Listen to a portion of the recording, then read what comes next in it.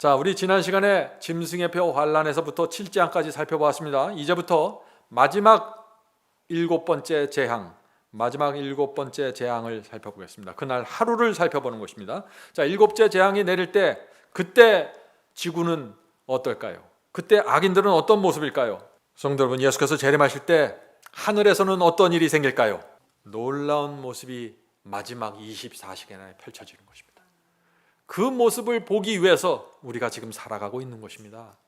우리의 목적은 그날 하루예요. 그날 하루에 모든 인간들의 운명이 결정되는 것입니다. 하늘 가느냐 마느냐가 결정되는 것이죠.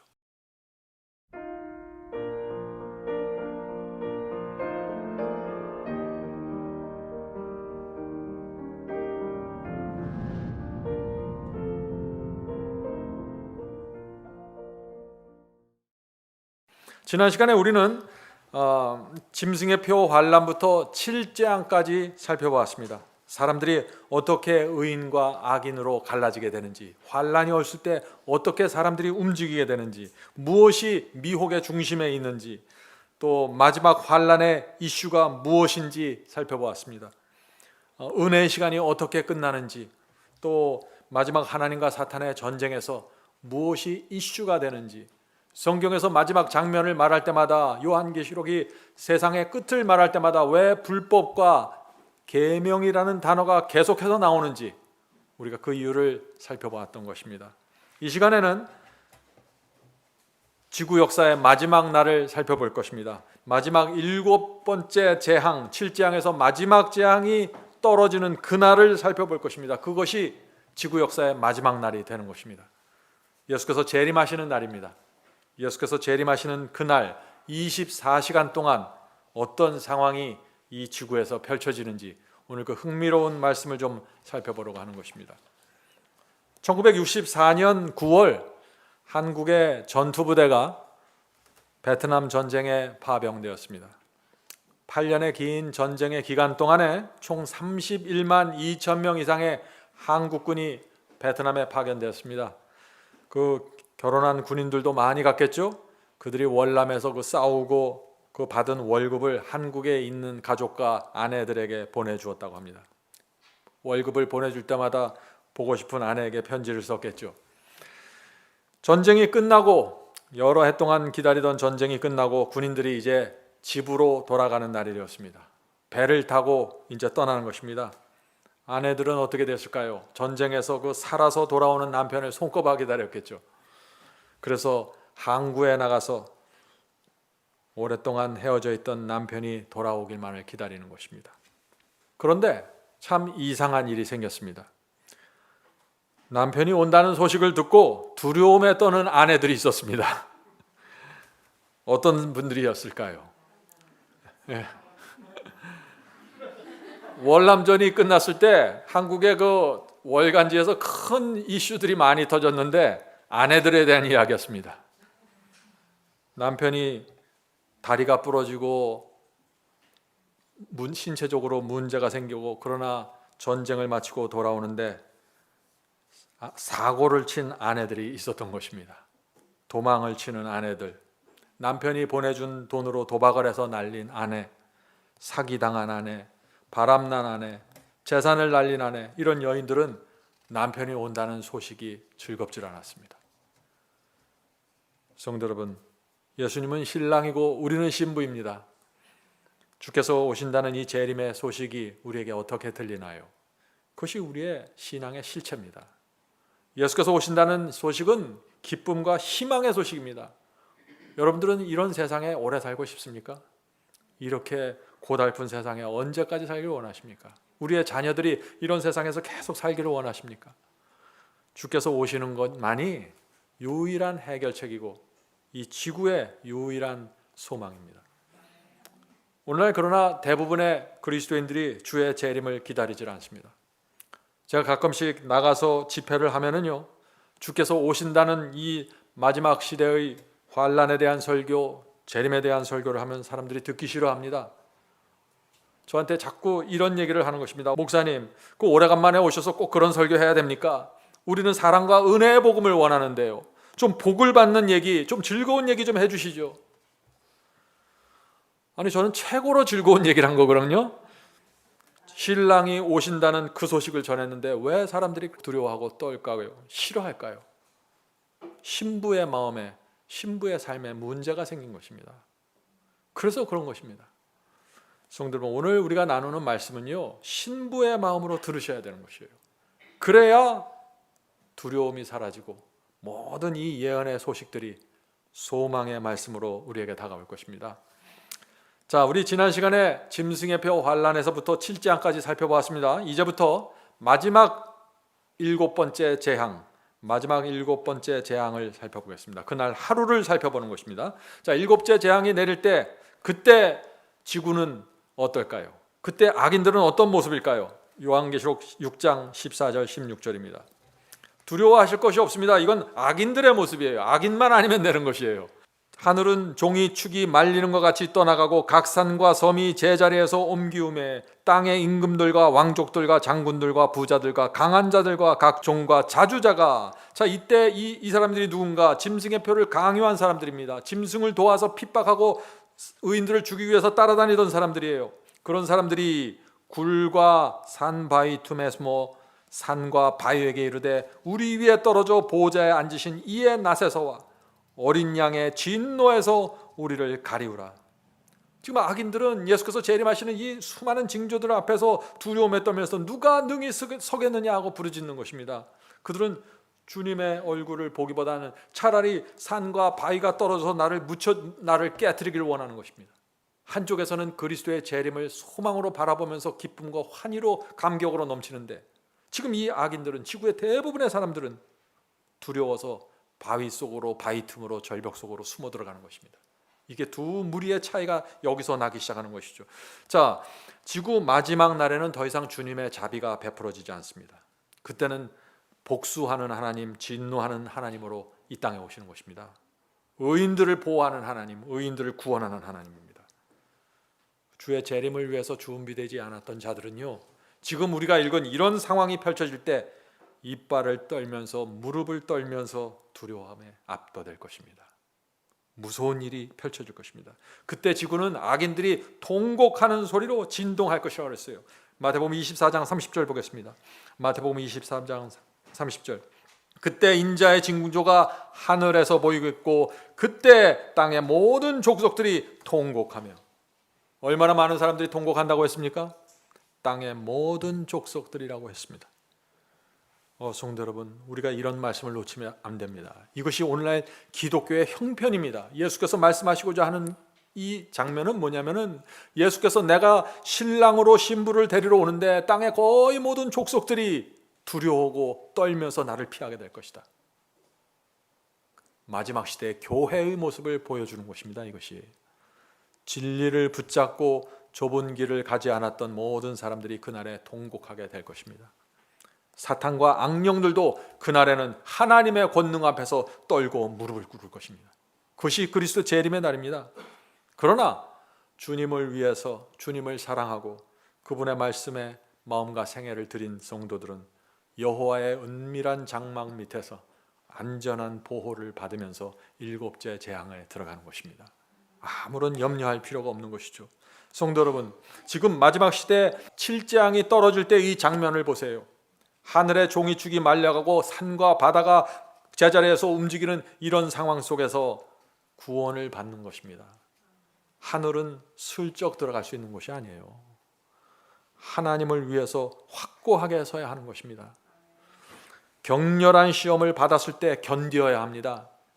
세상과 악인들 앞에서 조롱당하고 멸시받을 때 주님께 대한 충성을 입증해야 되는 것입니다. 그런 사람들이 하늘에 받아들여지는 것이에요. 그런 사람들 보면서 천사들이 저 사람들이 우리 편이다라고 이야기하는 것입니다. 성도 여러분, 이 무서운 7재앙이 내리는 동안 성도들은 하나님의 보호, 완전하신 보호를 받는다는 거 잊지 마십시오. 시편 46편 1절부터 3절이죠. 시편 46편 1절 3절. 하나님은 우리의 피난처시요 힘이시니 환난 중에 만날 큰 도움이시라. 그러므로 땅이 변하든지 산이 흔들려 바다 가운데 빠지든지 바닷물이 흉용하고 뛰놀든지 그것이 넘침으로 산이 요동할지라도 우리는 두려워 아니하리로다. 이것은 약속이죠. 이것은 실제적으로 그리스도의 재림의 그날에 완전히 문자 그대로 이루어질 것입니다.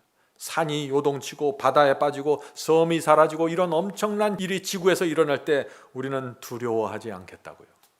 이것이 의인들을 향한 하나님의 약속입니다.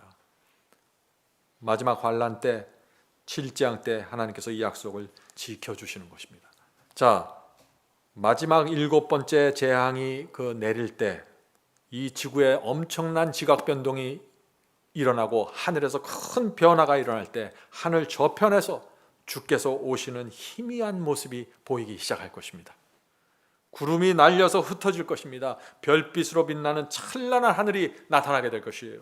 말할 수 없는 영광스러운 장면이 우리 앞에 펼쳐질 것입니다. 그때 거짓을 가르쳐온 목사들과 성직들은 어떻게 될까요? 자기들이 영혼들을 멸망으로 인도했다는 사실을 알게 될 것입니다. 말씀을 가르치고 성직에 있는 사람들의 책임이 그날에 그대로 드러나게 될 것입니다. 불충성의 열매가 얼마나 무서운 것인지, 성직자로 누렸던 그 수많은 권리들이 무엇이고 특권이 무엇이었는지, 그것을 하나님께 대한 충성을 버렸을 때 어떤 일이 펼쳐지는지 그 마지막 날에 정확하게 드러나게 되는 것입니다. 성도 여러분, 우리가 그날에 가면은 한 영혼을 잃어버린다는 것이 얼마나 참혹한 것인지 그날 깨닫게 될 것입니다. 우리가 그때까지 기다리면 안 되겠죠. 하나님께로부터 악한 종아 나를 떠나가라, 불법을 행하는 자들아 내가 너를 도무지 알지 못한다는 그 마지막 선고를 들을 때 그것이 얼마나 무섭고 참혹한 것인지 우리는 이해해야 하는 것입니다. 신앙을 추측하시면 안 됩니다. 구원을 추측하시면 안 돼요. 이거는 말씀 그대로 이루어지는 것입니다. 하나님은 거짓말하지 않으시는 분이시기 때문에, 의로우신 분이기 때문에 괜히 겁주는 말 하는 것도 아니고 말씀 있는 그대로 이루어지는 것입니다. 그 말씀대로만 따라가면 돼요. 자꾸 무슨 어떤 감정과 느낌을 얻으려고 하지 마시고 내가 하나님의 말씀 진리를 붙잡고 있다는 그 사실 하나만으로 만족하면서 따라가면 되는 것입니다. 아무런 느낌이 안 와도 돼요. 느낌이 중요한 것이 아니라 내가 진리 위에 정확하게 서 있는가가 중요한 것입니다. 그것만 되어 있으면 나머지는 하나님께서 책임져 주시는 것입니다. 이렇게 생각할 때 신앙은 참 단순하고 쉬운 것입니다. 이 마지막 날이 될 때 의인들은 환희하게 될 것입니다. 그 하늘 저편에서 뭔가 희미한 광채가 나오면서 시작되는 그 작은 모습이 움직이는 것을 보면서 온 신경을 다해서 의인들이 그것을 바라보게 될 것입니다. 그들의 얼굴이 어떻게 될까요? 점점 더 환해지면서 저게 예수 그리스도의 재림이 맞을 것 같아 점점 더 그 모습이 분명해지는 모습을 보면서 그들의 얼굴이 빛날 것입니다. 어떻게 빛날까요? 마치 모세가 시내산에서 내려왔을 때 어떻게 됐어요? 환하게 빛났다 그랬죠. 그런 빛이 날 것입니다. 성도들은 서로 부둥켜 안고 승리의 큰 함성을 부르짖게 될 것입니다. 저와 여러분이 반드시 그 자리에 있게 되길 바랍니다. 우리 교우들이 한 곳에 모여 있어서 예수께서 오시는 장면을 바라볼 수 있다면 그 얼마나 큰 특권일까요?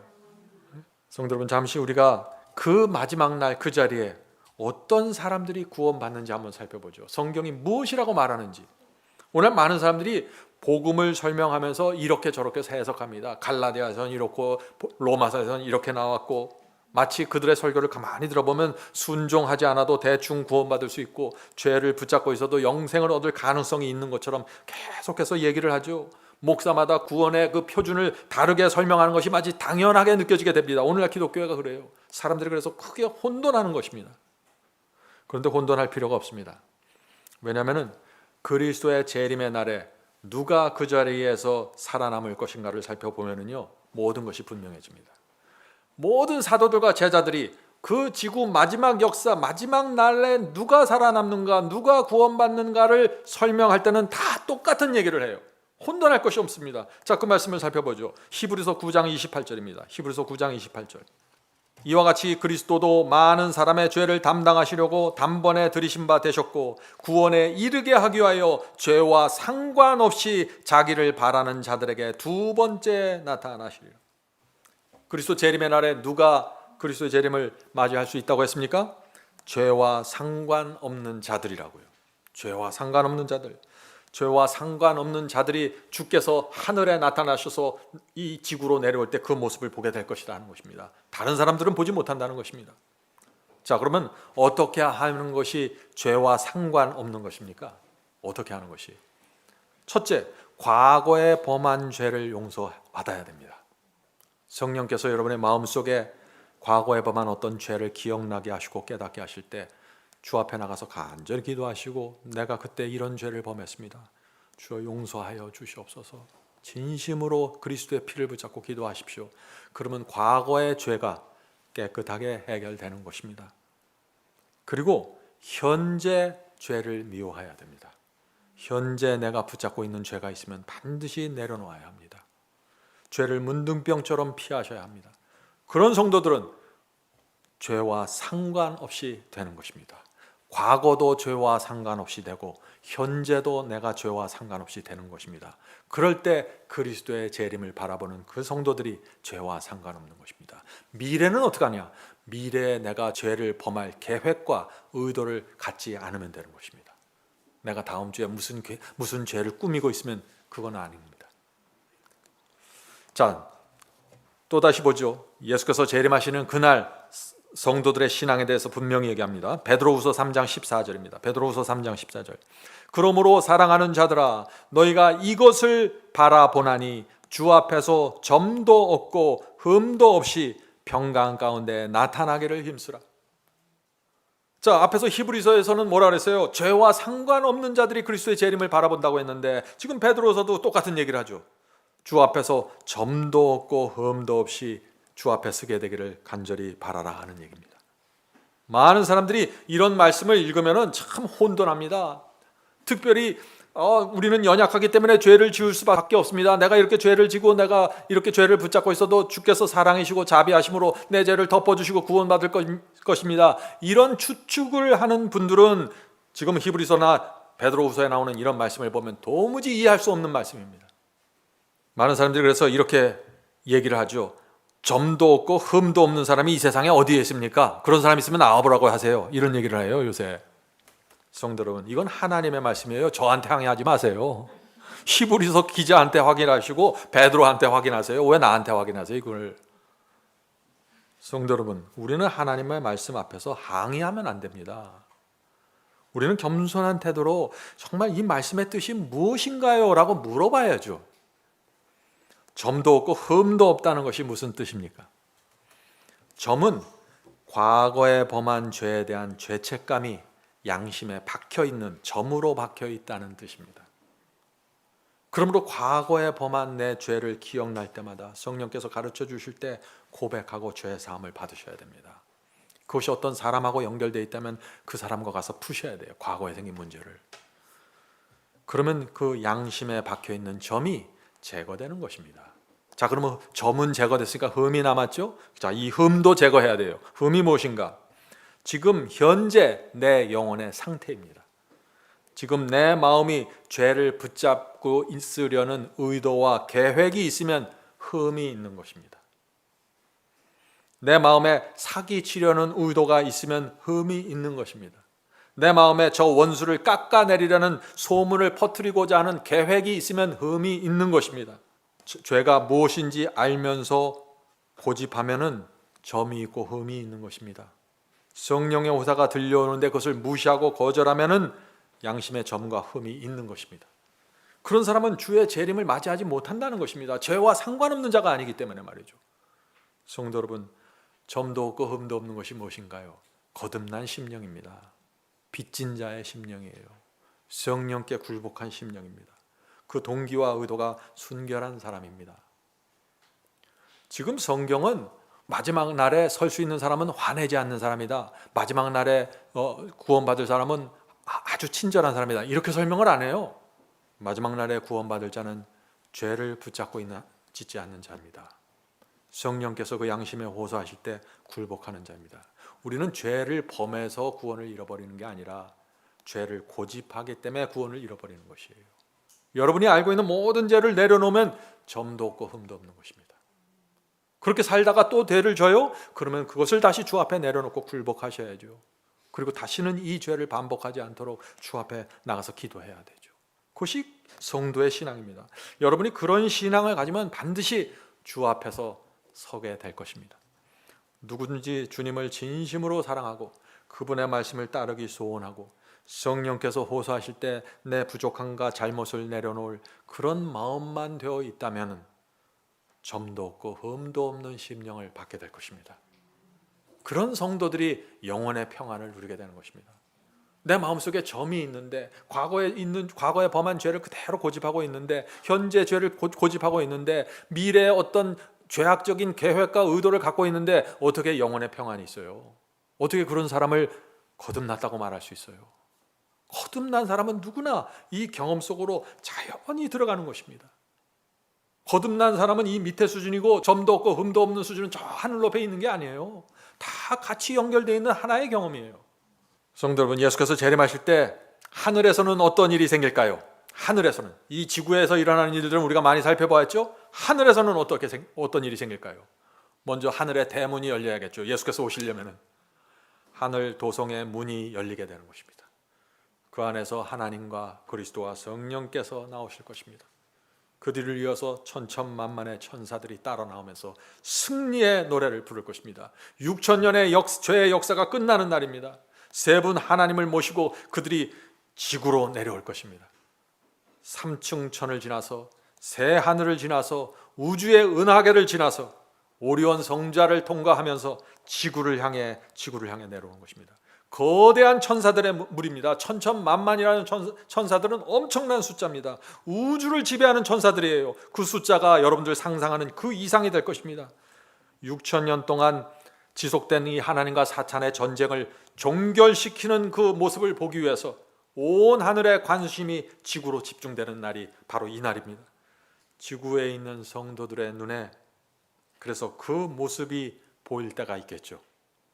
대기권을 진입하면서 우리의 눈에 그리스도 예수의 모습이 나타나게 될 것입니다. 처음에는 작은 점처럼 보일 것입니다. 그러다가 사람의 손바닥 반만 큰 사이즈의 손바닥 반만한 작은 검은 구름이 동쪽에서 오는 것처럼 보일 것입니다. 예수께서는 동쪽에서 오실 것입니다. 사람들은 온 신경을 다해서 그것을 바라볼 것입니다. 그때 그들이 즐겁고 떠드는 것이 아니라 바늘 소리도 들릴 만한 엄숙한 침묵이 흐르게 될 것입니다. 왜요? 지금 이 성도들은 아는 것입니다. 지금 짐승의 표 환란이 지나고 질재앙이 지나면서 마지막 7번째 재앙이 떨어지는 것을 아는 것이에요. 어떻게 해요? 예언에 의해서 말이죠. 하나님의 말씀에 의해서 아는 것입니다. 지금쯤 예수께서 오실 때가 됐다고 기다리는 것입니다. 그런데 또 동쪽 하늘에 점이 나타나고 그 점이 움직이면서 손바닥 반만한 사이즈로 커지면서 점점 더 다가오는 것입니다. 그래서 조용히 바라보는 것입니다. 그것이 무엇인가? 기대는 하겠죠. 마음속으로 큰 기대를 하면서 보는 것입니다. 작은 구름이 점점 더 지구로 가까이 오면서 구름이 밝아지고 영광스럽게 되면서 마침내 거대한 천사들의 무리가 나타나게 되는 것입니다. 성도 여러분, 그것은 천천만만이라는 숫자의 천사들입니다.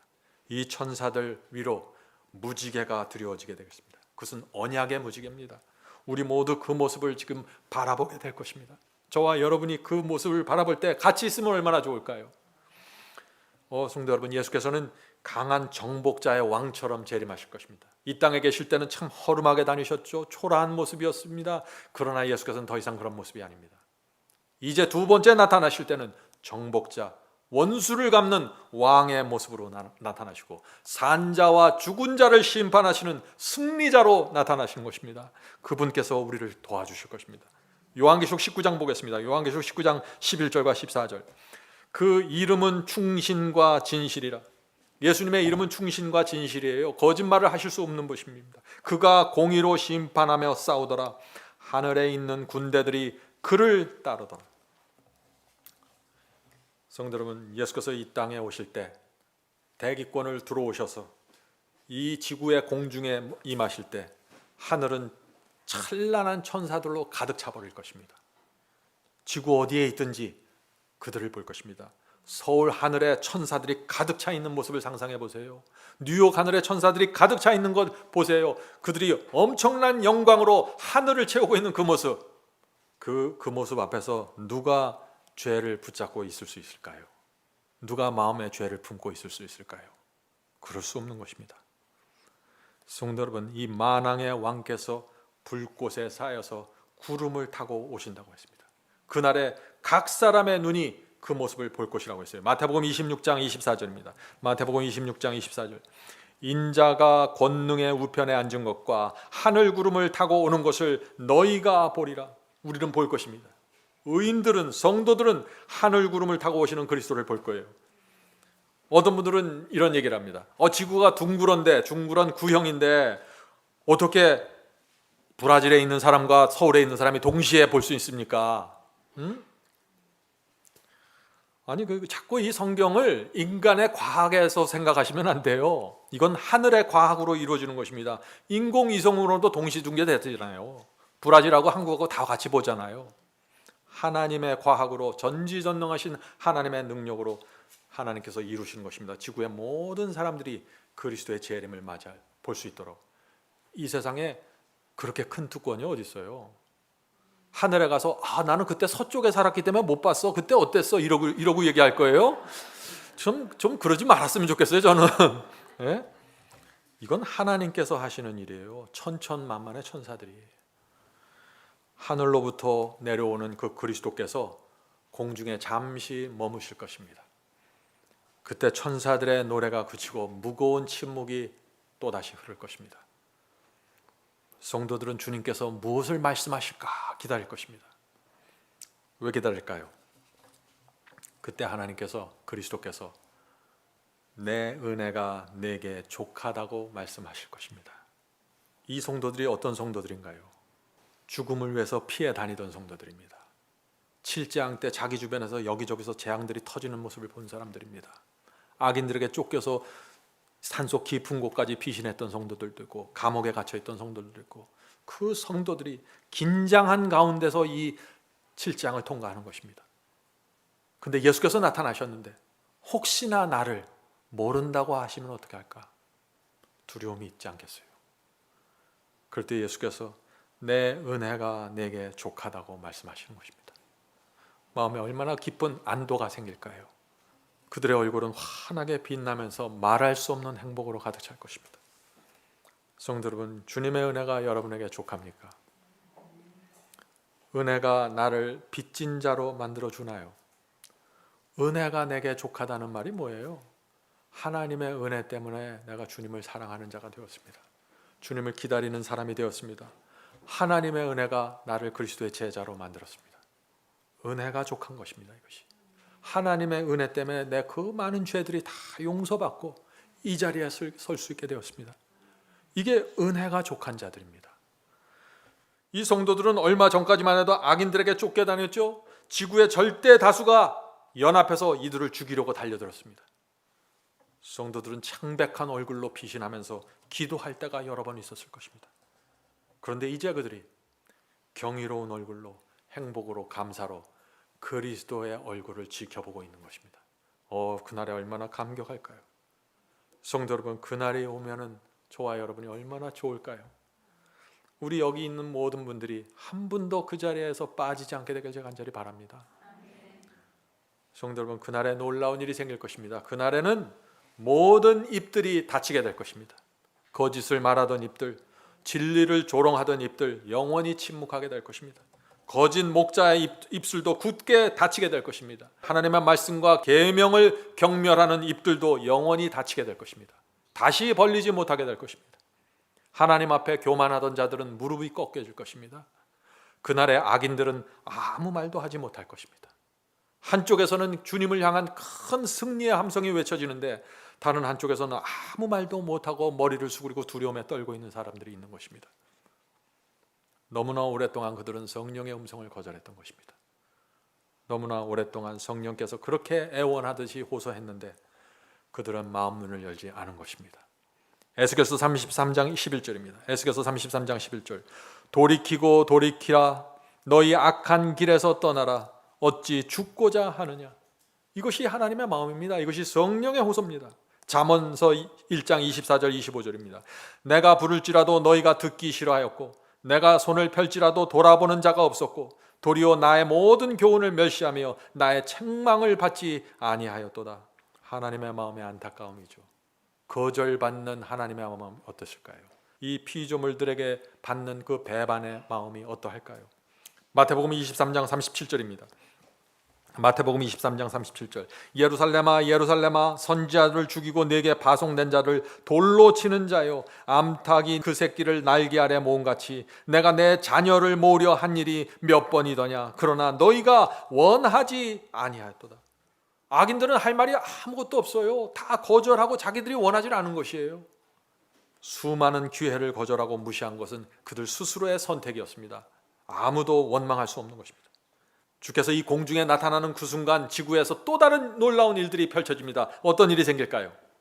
이 모든 일들이 24시간에 이루어지고 거의 동시에 이루어지는 것입니다. 죽었던 의인들이 부활하는 것입니다. 그리스도의 음성이 무덤에서 자는 자들을 불러 일으키실 것입니다. 무엇으로 불러 일으켜요? 음성 하나로 불러 일으키시는 것이에요. 어떤 수술실을 마련하고 무슨 조립공장에 들어가는 것이 아니에요. 하나님의 말씀 하나로 불러 일으키시는 것입니다. 자, 데살로니가전서 4장 16절 17절입니다. 데살로니가전서 4장 16절 17절 주께서 호령과 천사장의 소리와 하나님의 나팔로 친히 하늘로 쫓아 강림하시리니 그리스도 안에서 죽은 자들이 먼저 일어나고 그 후에 우리 살아남은 자도 저희와 함께 구름 속으로 끌어올려 공중에서 주를 영접하게 하시리니 그리하여 우리가 항상 주와 함께 있으리로다. 엄청난 일이죠. 이 도시마다 마을마다 무덤들이 열리면서 죽었던 자들이 걸어 나올 것입니다. 엄청난 일들이 생기게 될 것입니다. 아담 이후로 죽었던 모든 의인들이 무덤 속에서 땅 속에서 바다 속에서 그리스도의 음성을 듣고 그 생명을 받아서 일어나는 것입니다. 순식간에 일어나는 것입니다. 성도 여러분, 아담이에 죽은 모든 의인들이 그때 일어난다고요. 이것이 기독교의 부활신앙입니다. 부활신앙은 정말 대단한 것입니다. 성도 여러분, 지구 마지막 날에 그래서 두 무리가 주님을 맞이하는 것입니다. 첫째 무리는 짐승의 표 환란과 7장을 살아서 통과한 살아있는 의인입니다. 이들은 한 번도 죽지 않는 것입니다. 한 번도 죽음을 맛보지 않은 채 그리스도의 재림을 맞이하는 특별한 사람들이죠. 14만 4천입니다. 두 번째 무리는 죽음에서 부활한 의인들입니다. 짐승의 표 환란 때 순교한 사람들, 중세기에 순교한 사람들, 구약시대에 고통당하면서 순교한 사람들, 이때 다 일어나는 것입니다. 놀라운 일이 펼쳐질 것입니다. 성도 여러분, 걱정할 것 없습니다. 그 엄청난 6,000년의 역사 동안에 지구의 이곳저곳에서 일어나는데 그리스도께서 하나님께서는 단 한 사람의 영혼도 놓치지 않고 구원하신다는 것입니다. 기가 막힌 일이 아니에요? 그래서 마태복음에 이런 말씀이 있는 것입니다. 마태복음 24장 31절입니다. 그가 큰 나팔 소리와 함께 천사들 보내리니 그들이 그의 택하신 자들을 하늘 이 끝에서 저 끝까지 사방에서 모으리라. 천천만만의 천사들이 지구의 이곳저곳을 다니면서 다 끌어모은다는 것입니다. 성도들을. 그런데 누구를 끌어모아요? 택하신 자들을요. 부름받는 데서 그치면 안 됩니다. 택함을 받아야 되는 것입니다. 택함을 받는다는 것이 무엇인가요? 택함을 받는다는 것이 진리를 줄 때 진리를 받고 순종하는 것이 택함 받는 것입니다. 성령께서 호소하실 때 성령의 음성을 듣고 양심의 가책을 받고 굴복하는 것이 택함 받는 것입니다. 그런 성도들은 하나님께서 단 한 영혼도 빠지지 않고 다 사방에서 불러 모으시겠다는 것입니다. 마지막 그날의 말이죠. 천사들이 하늘 이 끝에서 저 끝을 다니면서 주님을 위해서 생애를 바친 성도들을 찾아다니고 무덤들을 열면서 성도들이 걸어 나온다는 것입니다. 엄청난 일이죠. 그날 우리가 누구를 볼까요? 아브라함을 보고 야곱을 보고 요셉을 볼 것입니다. 사도들을 보고 중세기 성도들을 보고 그들이 살아나는 모습을 모두 보게 될 것입니다. 바다에 빠져 죽었던 의인들, 산속에 파묻힌 성도들이 그날 일어날 것입니다. 사막에 있던 성도들, 지하 동굴에 갇혔던 성도들, 해저 동굴에 있던 성도들이 다 일어나는 것입니다. 짐승의 표 환란 때 순교한 성도들도 그때 일어날 것입니다. 그들은 짧은 시간 무덤 속에 있다가 나오는 거겠죠.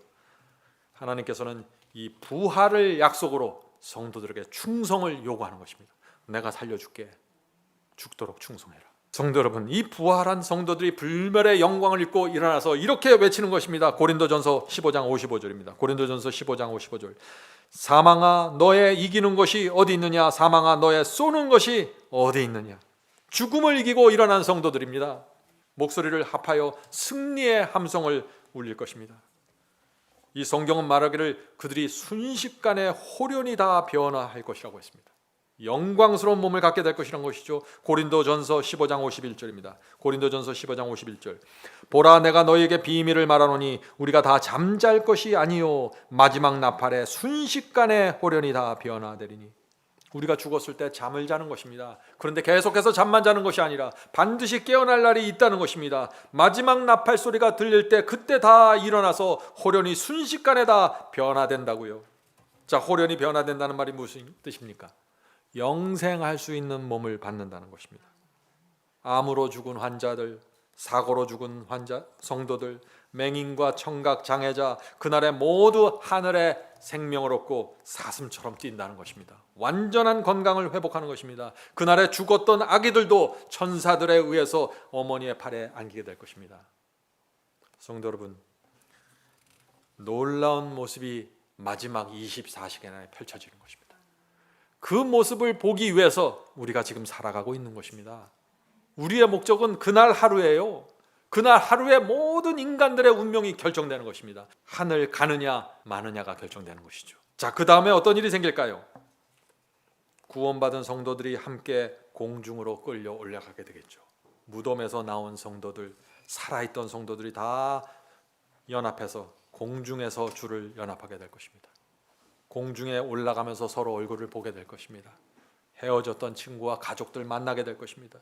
부둥켜 안고 눈물을 흘리겠죠. 거기서 저에게 모든 성도님들 만나면 얼마나 좋을까요? 저기 김 집사님이 올라가는구나. 그래 같이 가자. 에? 공중에 떠서 주님을 영접하러 공중에 떠가면서 서로 손을 흔들고 헬로 하는 것입니다. 에? 나도 여기 있습니다. 우리 여기서 만났습니다.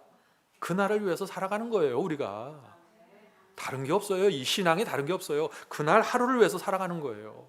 그날 모든 것을 다 받는 것이에요. 그날 내 발이 땅에서 떠지면은 끝나는 것이에요. 그날 발이 안 떨어지면 남는 거예요.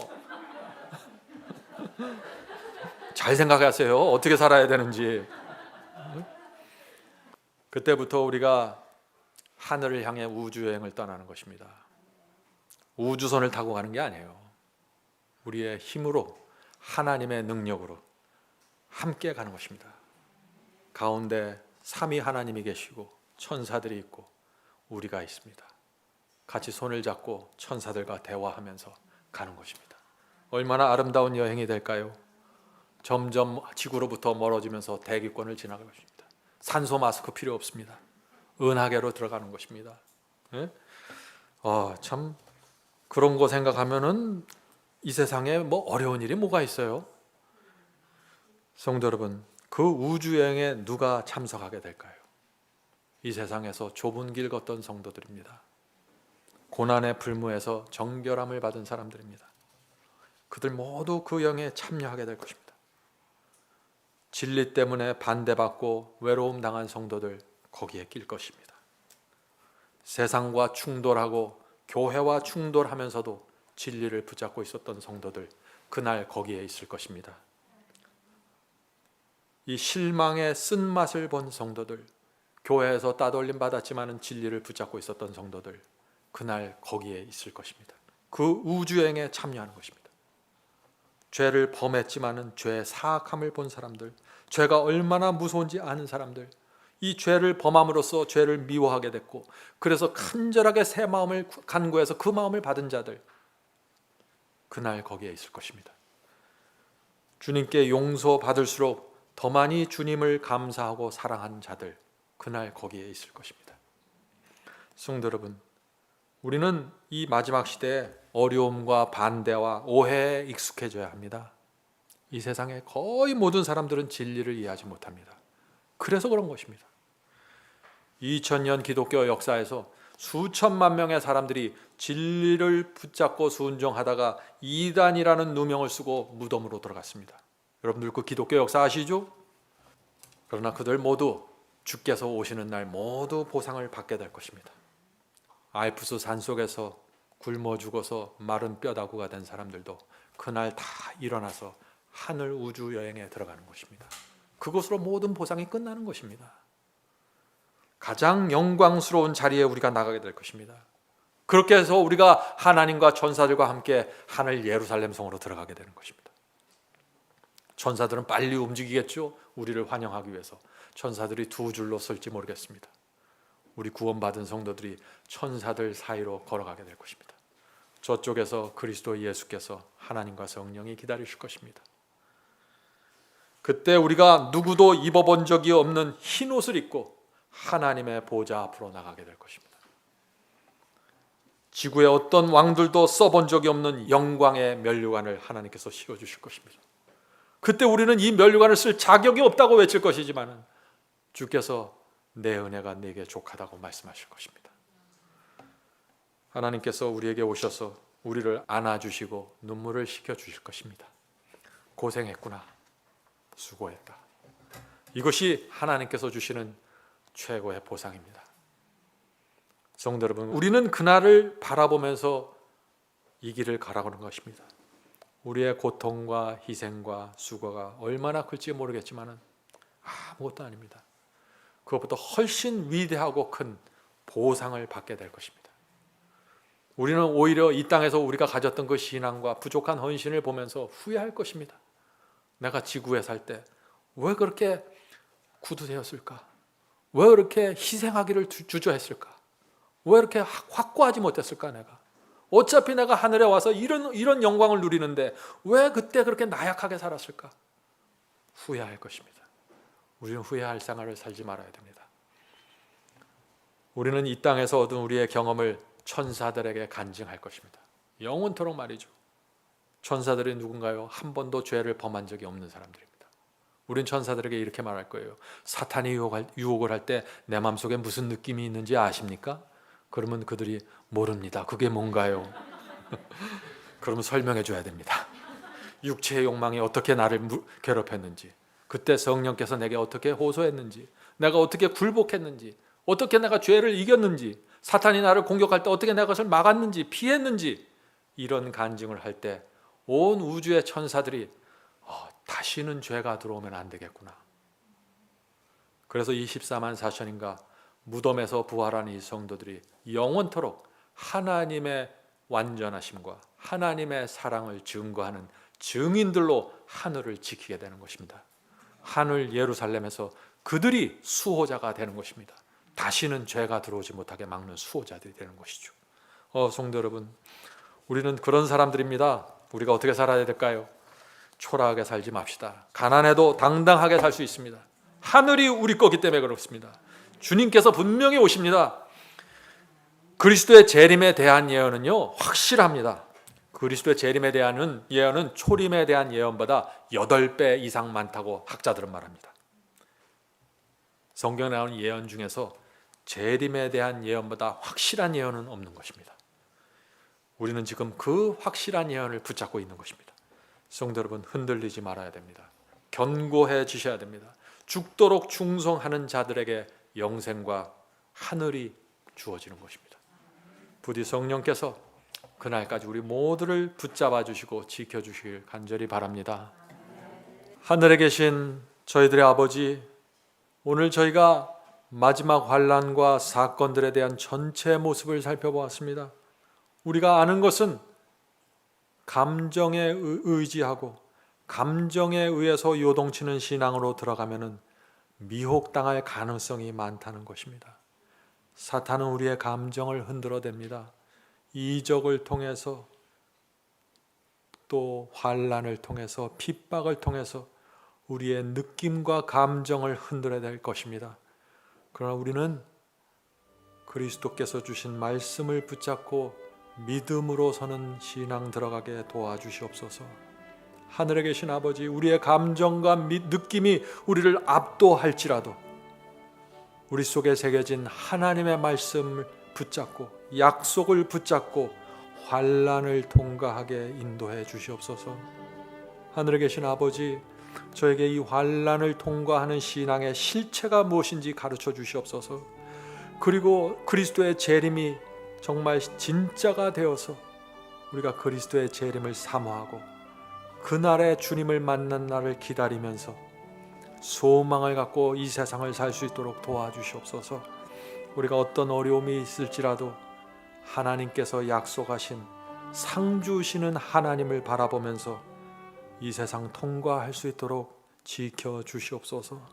하늘에 계신 아버지, 오늘 이 자리에 모인 성도들 마음에 역사해 주셔서 그 마음을 살펴주시고 그들을 위로해 주시고 연약함을 붙잡아 주셔서 분명하지 않는 것을 분명하게 세워주시고 흔들리는 것을 견고하게 붙잡아 주시옵소서. 하늘에 계신 아버지, 오늘 함께 예배드리는 각지에 흩어져 있는 우리 성도들 주께서 기억하여 주시고 이 마지막 시대에 하나님의 말씀 하나만을 붙잡고 만족하면서 살 수 있도록 도와주시옵소서. 예수님의 이름으로 간절히 기도드립니다. 아멘.